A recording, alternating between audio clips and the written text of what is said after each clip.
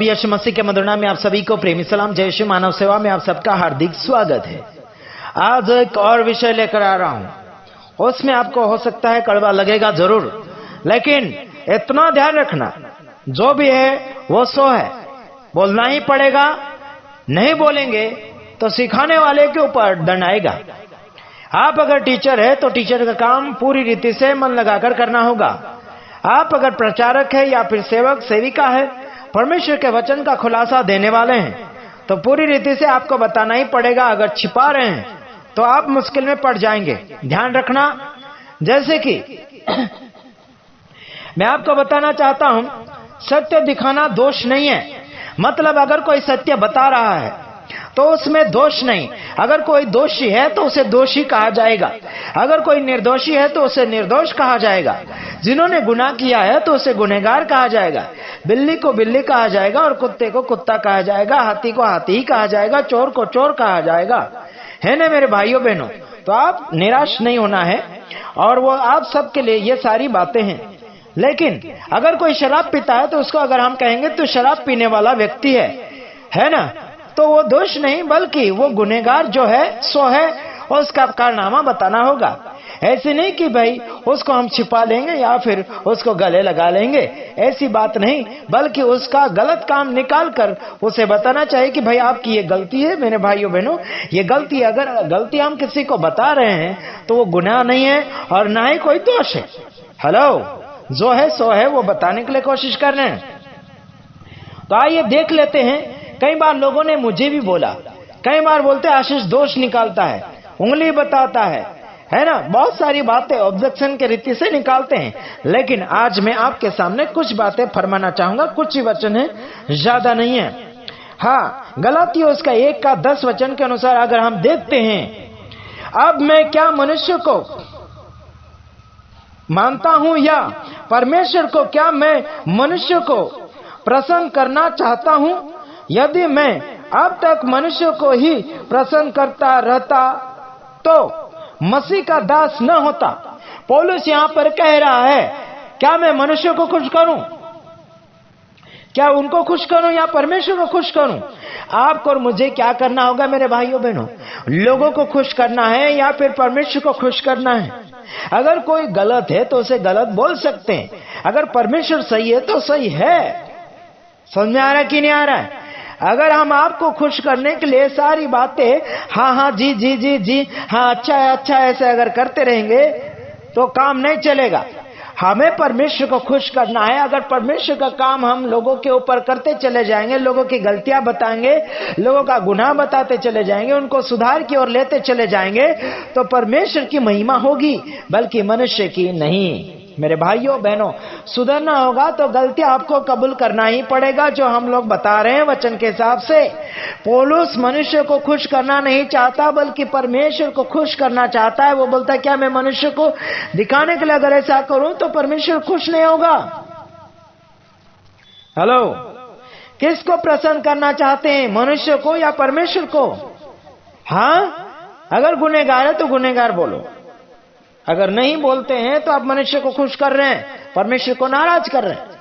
परमेश्वर ने जो आपके जीवन में कार्य सौंपा है, उस कार्य को आपको सक्सेसफुल रीति से करना ही होगा।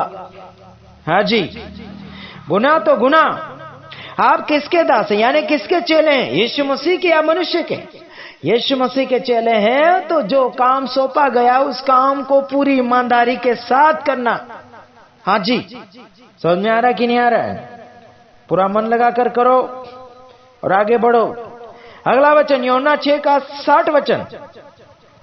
इसलिए उसके चेलों में से बहुतों ने यह सुनकर कहा, यह तो ठोकर शिक्षा है, उसे कौन मान सकता है ना? बहुत से ऐसे चेले यार, है ना, कड़क अगर किसी को बोल दिया तो बोल रहे कि यार ये तो ठोकर का कारण है, ये तो ठोकर है, इससे तो हानि होगी, नुकसान होगी, घाटा होगा, इनको ऐसा लगता है। लेकिन यीशु मसीह का कहना, सुनना तो सुन, नहीं तो जा। क्या कहना है? सुनना है तो सुन, नहीं तो चला जा, तुझे मानना है तो मान। लोग आजकल बोलते हैं कि ये तो कठिन है, ये बातें तो कठिन है, ये नियम तो कठिन है, बहुत सारे लोग कहते हैं। लेकिन आपको हम इतना कहना चाहते हैं, आपको सुनना है तो सुनो, मानना है तो मानो, बैठना है तो बैठो, न तो अपना रास्ता पकड़ो, अपना रास्ता पकड़ो, आपको जो अच्छा लगता है वो करो। बल्कि प्रभु यीशु मसीह की खरी शिक्षा में या खरे ज्ञान में बिल्कुल ये मिक्सिंग नहीं होता। आपकी नहीं चलेगी या प्रभु की चलाना पड़ेगा। समझ में आ रहे कि नहीं आ रहे?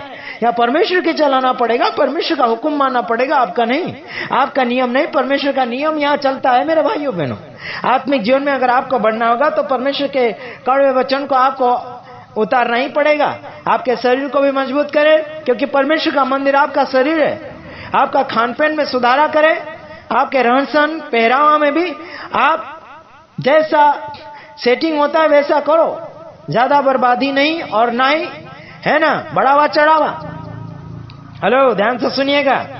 और आपको बताना चाहता हूं नीति वचन उसका 27 का 6 और 7 वचन, खुली हुई डांट, यानी कि खुली हुई डांट प्रेम, गुप्त प्रेम से उत्तम है। जो घाव मित्र के हाथ से लगे वह विश्वास योग्य है, परंतु बेरी अधिक चुम्बन करता है।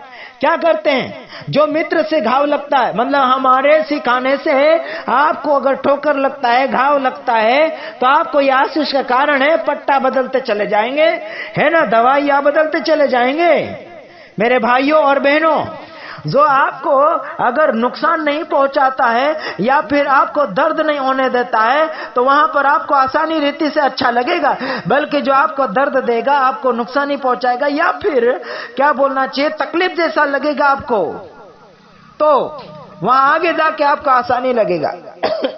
कोई भी काम करो अगर आसानी से वहां हो रहा है तो आगे जाके तकलीफ है, लेकिन आप अगर दर्द सहकर आगे बढ़ रहे हैं तो आपको अच्छा लगेगा। आगे वाला जो फल आपको मिलेगा, आगे वाला जो नतीजा आपको अच्छा मिलेगा। मेरे भाइयों और बहनों, समझने के लिए कोशिश करें। और आपके लिए आप ही समझो, दुनियादारी के क्या करेंगे, चुम्बन देंगे, प्यार करेंगे, लाड़ करेंगे, लेकिन आगे जाके आपको धोखा खिला देंगे। क्या कर देंगे? धोखा खिला देंगे, और आप ऐसे ही ढिंडोरा टिपते रह जाएंगे, तालियां बजाते रहेंगे। जैसे कि बीते हुए दिनों में वायरस के समय बोलते थे कि तालियां बजाओ, थालियां बजाओ, है ना, फिर दिया जलाओ, ये जलाओ, वो जलाओ, कराते रहते थे ना। तो ये लाड़ प्यार ऐसे दुनियादारी का करते रहेंगे, लेकिन आगे जाके धोखा है मेरे भाइयों बहनों।